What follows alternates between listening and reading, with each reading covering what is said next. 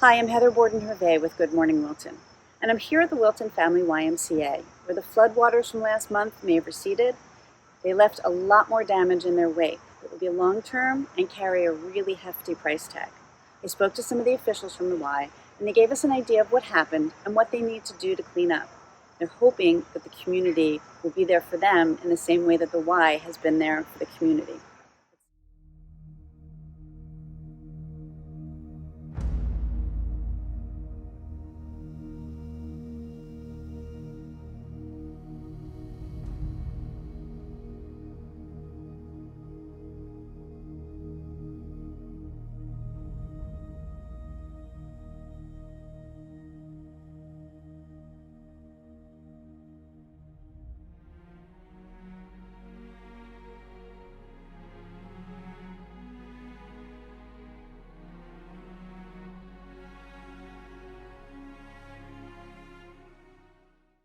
The first call that I received was from Ross Finn, our Senior Director of Buildings and Grounds, and Sam Lesher, who's our Chief Operations Officer.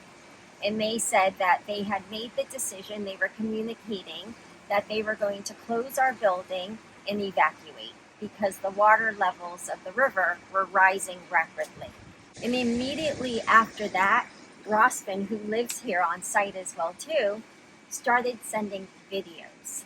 And when he posted the video of a refrigerator floating across the Wilton Little League baseball fields, across our parking lot, into the pond, we knew this was a serious situation.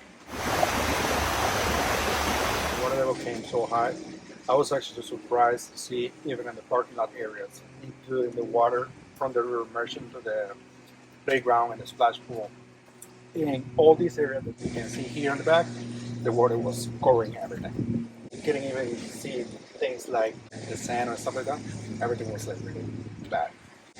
Everything was basically floating around the pond. And it was a big thing, and in a very sad situation.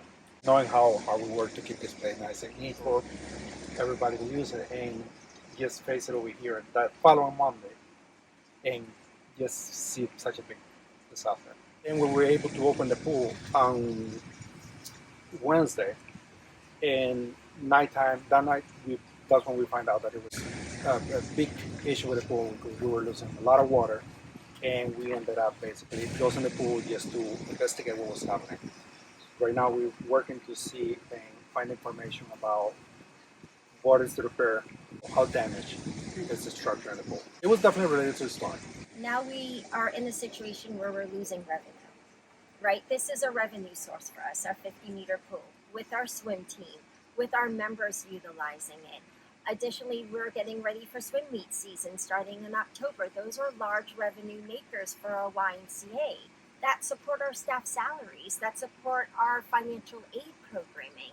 So we really want to have this investigation completed as soon as we can because we need this 50-meter pool back open in operations as soon as we can. When we started tallying up, we realized that we had $4.2 million in damages with lost equipment, damage to our structures, our paddle courts, the pavilion again, our storage sheds, all this equipment, all our pool noodles, life jackets that Rossman was talking about that were just floating in the pond. It's a lot. When it comes to insurance, you need a roof and 4 walls to be considered a structure. There is no structure here. So for us, there is no flood insurance for our grounds. Number 2, when it comes to state, federal, and local, we know it's a little bit different for us because we are a nonprofit. So it isn't one where right away FEMA is going to be able to cover anything. We have to go through additional layers to see whether or not.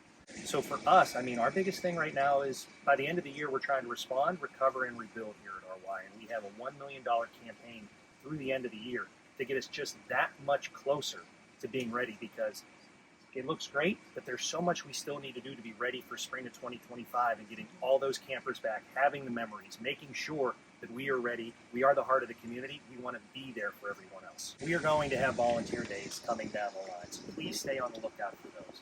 I think the other plea is we do have a $1 million campaign to recover and rebuild and respond to the need of our community because we want to make sure when the community is in need, we are there. It's flip-flop this time around, which is really different for all of us. So we want folks to go to our website, go to our flood relief page, look at the video. The video is powerful. It shows the juxtaposition from when we had ASML Day here on July 28th, which was 21 days before, to showing how vibrant this area was, to the destruction 21 days later. And then talk to us, ask questions, see what's going on, because we want to make sure that we're always there for the kids.